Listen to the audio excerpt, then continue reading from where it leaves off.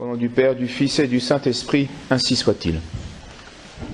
Arrière, Satan, dit notre Seigneur, au démon qui le tente, il est écrit, c'est le Seigneur ton Dieu que tu adoreras et lui seul que tu serviras. Notre Seigneur tenté donc au désert rappelle ici le premier commandement de Dieu, celui qui est le fondement, la règle de tous les autres commandements. Et notre Seigneur fait bien sûr ici référence, en le réduisant, au premier commandement révélé par Dieu à Moïse sur le mont Sinaï, durant l'Exode. Et voici ce que disait explicitement tout ce premier commandement. Moi, je suis le Seigneur ton Dieu qui t'a fait sortir de la terre d'Égypte, de la maison de servitude. Tu n'auras pas d'autre Dieu devant moi. Tu ne feras rien de sculpté, rien qui ressemble à ce qui est dans les cieux, ou sur la terre, ou dans les eaux.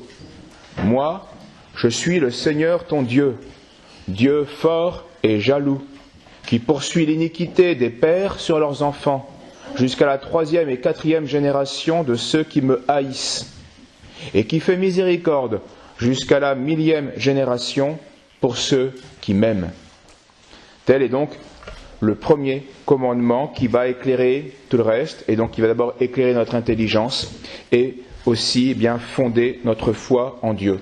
Dieu créateur et Dieu réparateur. Saint Paul le dira dans une de ses épîtres, pour être sauvé, il faut deux choses. Croire en Dieu et croire que Dieu existe et croire qu'il est le rémunérateur de ceux qui espèrent en lui, dit Saint Paul. C'est-à-dire croire qu'il est créateur et providence. Ou comme le dit le premier commandement, le sous-entend le premier commandement, créateur et réparateur. L'homme, avant de marcher, doit bien sûr ouvrir les yeux. Il ne suffit pas d'avoir de la force, il faut savoir dans quelle direction je vais exercer ma force. Donc avant de marcher, on ouvre les yeux pour ne pas se cogner. Et bien de même, l'homme, avant d'exécuter la loi, avant d'agir, il doit ouvrir les yeux, c'est-à-dire il doit connaître son Créateur. Et c'est ce que révèle ce premier commandement. Moi, je suis le Seigneur ton Dieu. Et il faut aussi espérer en lui comme un réparateur. Et c'est ce que dit là encore le commandement, moi qui t'ai fait sortir d'Égypte. Oui. Alors ceci, vous me direz, peut-être, n'était vrai que des Juifs, et pas nous, nous ne sommes pas sortis d'Égypte. Eh bien si, non pas de manière charnelle, évidemment, mais de manière spirituelle. Car les Juifs ont été sauvés de la servitude d'Égypte par un agneau, par le sang d'un agneau. Et cela, bien sûr, était prophétique et figuratif du vrai sang du réparateur, du Christ, qui est le vrai agneau, celui qui vraiment nous libère de la servitude d'Égypte, de l'esclavage, du péché, du tyran, qui n'est pas le pharaon, mais le démon. Donc nous avons bien, nous aussi, été réparés en quittant une maison de servitude. Mais comme un oiseau ne peut pas voler sans ses deux ailes, vous savez qu'un oiseau avec une seule aile, ne peut plus rien faire. De même que l'homme ne peut pas marcher sans ses deux jambes, l'homme ne peut pas obéir à la loi, sans la crainte et sans l'amour. Il faut, comme tout mouvement, constamment marcher sur l'un puis sur l'autre. D'abord la crainte, puis l'amour.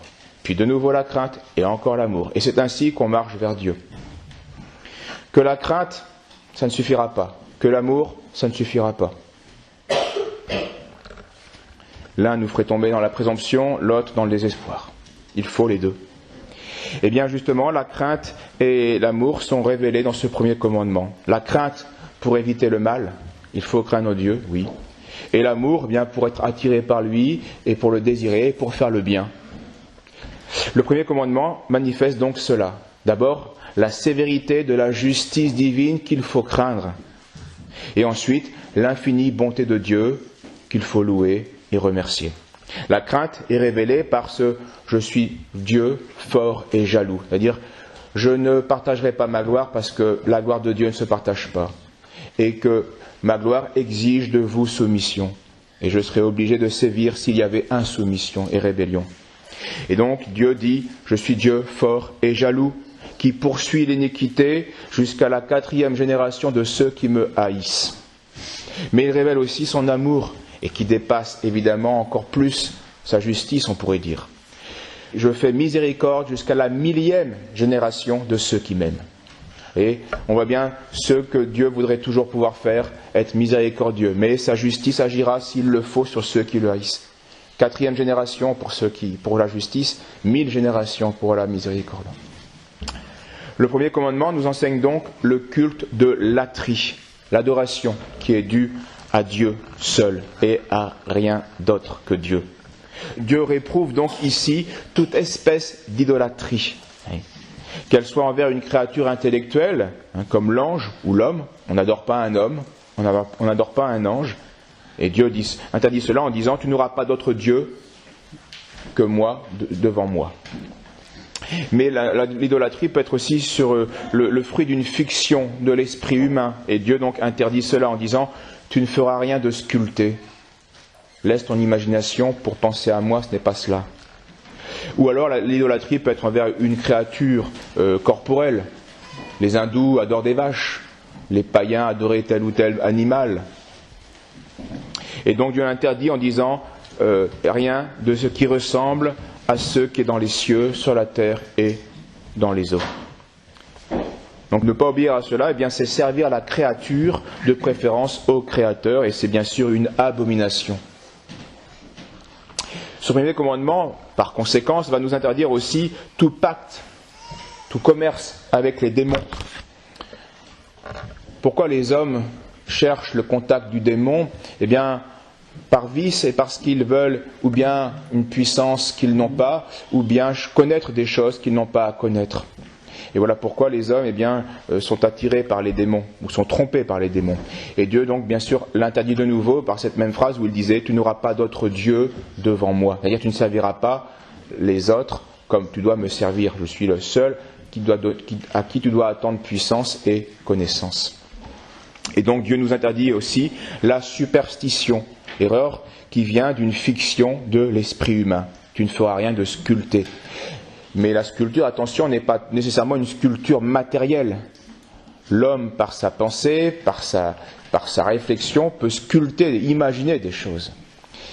Et donc les pires idoles ne sont pas les idoles matérielles, mais bien les idoles spirituelles qui ont été sculptées, imaginées, travaillées par l'esprit humain. Fruit de divagations téméraires, perverses de l'homme qui philosophe mal. Et on le voit bien, les philosophes, les hérétiques, ce sont des gens qui ont sculpté l'erreur et qui l'adorent. Et nous vivons la pire époque parce que l'humanité est à genoux devant la pire des idoles, celle de la philosophie maçonnique des droits de l'homme, qui est vraiment la plus parfaite, la plus spirituelle des idoles, où l'homme lui-même est adoré par l'homme. Et c'est tellement l'idole qui manifeste une fois de plus la fin des temps. Alors ce commandement condamne toutes sortes d'idolâtries. Celle des philosophes où on adore l'homme, celle des hérétiques ou des rationalistes où on adore la pure raison humaine, ou celle des mondains, des libertins où ils adorent leur ventre et leur sensualité. Tout cela est une abomination qui, d'une manière ou d'une autre, va nier Dieu et que Dieu donc réprouve. Ce commandement condamne donc toute idolâtrie. Et l'idolâtrie, même chez les chrétiens, vous me direz, mais les chrétiens, s'ils sont chrétiens, ne sont pas idolâtres. Attention, nous sculptons nous aussi des choses que nous adorons. Tu ne feras rien de ce qui ressemble à ce qui est dans les cieux. Et par là, Dieu a interdit l'idolâtrie de notre orgueil, où on s'élève, où on pense aux cieux, où on se fait cieux. Dieu ne veut pas non plus qu'on adore ce qui ressemble à ce qui est sur la terre, et c'est l'idolâtrie des cupides, des avares, la concupiscence des yeux, où on s'attache, où on désire une chose de manière absolue alors qu'elle est purement matérielle, purement corporelle. Et Dieu ne veut pas non plus qu'on ne fasse rien de ce qui ressemble dans les eaux, et là, les eaux c'est le mouvement donc des passions, et donc c'est l'idolâtrie de la sensualité. Et vous voyez combien cette triple concupiscence qui avait été dénoncée par Saint Jean était déjà interdite dans le premier commandement de Dieu, c'est-à-dire de manière implicite, mais révélée à Moïse. Saint Jean le disait, n'aimez pas le monde. Le premier commandement nous dit, aimez Dieu et rien d'autre que Dieu. Et donc Saint Jean va expliciter, n'aimez pas le monde, ni ce qui est dans le monde. Si quelqu'un aime le monde, l'amour du Père n'est pas en lui. Car tout ce qui est dans le monde est concupiscence de la chair, concupiscence des yeux, orgueil de la vie. Et tout cela ne vient pas du Père. Pour finir, Saint Bonaventure répondait à 3 objections que les Juifs et leurs enfants hérétiques, les protestants, font habituellement aux catholiques.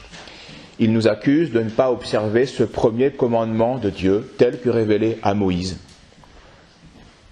Les Juifs, parce que eux, ils prétendent suivre la loi mosaïque, et les protestants parce que eux estiment être parfaitement soumis à l'Écriture et que les catholiques auraient dévié de l'enseignement de l'Écriture. Et donc la première accusation, c'est que le premier commandement nous dit d'adorer un seul Dieu. Et nous adorons la Sainte Trinité. Et donc ils nous disent, vous êtes pris en flagrant délit de ne pas observer le premier commandement de Dieu. La réponse, vous la connaissez, mais je la rappelle. Voici ce qu'il faut répondre aux Juifs, disait saint Bonaventure. À ces Juifs charnels, disait-il, et à la perversité hérétique. Nous adorons un seul Dieu en 3 personnes. Il y a en effet l'unité de l'essence divine, et nous n'avons jamais rien dit d'autre. Mais dans cette unité d'essence divine, il y a pluralité de personnes divines. Et ceci ne contredit en rien le premier commandement. Nous y sommes parfaitement fidèles. Nous adorons un seul Dieu en 3 personnes. Ensuite, l'accusation vient sur les sculptures. Il ne faut rien honorer, rien faire de sculpté, disait-il. Or, nos églises, eh bien, nous représentons. Il y a des statues de saints, il y a des statues de la Vierge et du Christ. Mais nous ne sommes pas, nous, charnels comme les Juifs, et donc nous pouvons le faire, car nous n'avons pas cette tendance idolâtrique que les Juifs avaient. Voilà pourquoi Moïse leur interdisait strictement toute représentation. Encore qu'il y avait justement une exclusion dans le temple saint. Eh bien, il y avait à l'autel justement 2 anges qui étaient permis et même voulus. Les anges, Dieu avait demandé à Moïse de représenter ces 2 anges justement autour de la table du sacrifice. Donc comme quoi l'interdiction n'était pas radicale et catégorique. Mais les Juifs étant charnels et ayant une propension à l'idolâtrie, eh bien, c'était limité. Mais pour nous, eh bien, nous savons que l'image nous rappelle la présence de Dieu et nous aide à adorer ce Dieu qui est invisible. Et les choses visibles nous aident à repenser à l'invisible. Voilà pourquoi eh bien, nous représentons ces choses. Et les statues des saints, eh bien, nous ne les adorons pas, évidemment, mais nous les honorons par respect pour Dieu, qui a versé en eux eh bien, une partie de sa sagesse, de sa puissance, de sa sainteté. Et donc, eh bien, toute cette gloire remonte à Dieu.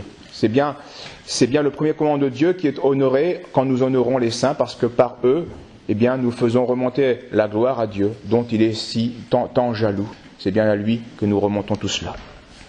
Et enfin, il ne fallait rien faire de ne pas adorer, ne pas idolâtrer ce qui est de la terre. Et les Juifs nous reprochent, avec les protestants, d'adorer le pain eucharistique. La haine des protestants est à ce sujet peut-être encore plus vigoureuse que la haine des Juifs. Les calvinistes et les luthériens, les calvinistes surtout, en France, ont fait des sacrilèges dans nos églises horribles, des meurtres. Ils avaient la haine, Luther avait la haine de la messe. Pour eux, c'était de l'idolâtrie. Nous étions pires que des païens. Les catholiques étaient selon eux des idolâtres, parce que nous adorons le pain eucharistique. Alors, ces juifs aveugles et ne savent pas, bien sûr, et ces protestants aveugles ne savent pas que c'est le corps du Christ, et non pas du pain que nous adorons. Et nous l'adorons parce que ce corps est uni d'une manière merveilleuse à l'âme humaine du Verbe de Dieu qui s'est incarné. C'est donc bien le Créateur et notre réparateur que nous adorons avec ce pain eucharistique. C'est bien notre réparateur. Et nous obéissons parfaitement, eh bien, et nous honorons parfaitement ce Dieu réparateur comme nous demande le premier commandement. En adorant le pain eucharistique, nous nous souvenons que nous avons été fortifiés, réparés, sauvés par ce sang du Christ. Donc nous lui rappelons et nous lui sommes reconnaissants d'avoir été arrachés au royaume de Satan, c'est-à-dire d'avoir quitté la servitude dure de l'Égypte. Il est donc notre réparateur caché sous l'apparence du pain que nous adorons afin bien qu'il nourrisse nos âmes et qu'il ressuscite nos corps. Et ainsi, il achèvera notre réparation. C'est ce que nous faisons en communion. C'est un acte de foi, d'amour envers ce Dieu qui nous sauve. Et c'est les prémices de notre résurrection. Alors l'Écriture nous disait « Crains Dieu et observe les commandements, c'est là tout l'homme. Et c'est ce que les catholiques font, contrairement aux juifs et aux protestants, car nous adorons bien la Trinité, nous honorons ses saints et nous adorons Jésus-Christ au Saint-Sacrement de l'autel. Au nom du Père, du Fils et du Saint-Esprit, ainsi soit-il.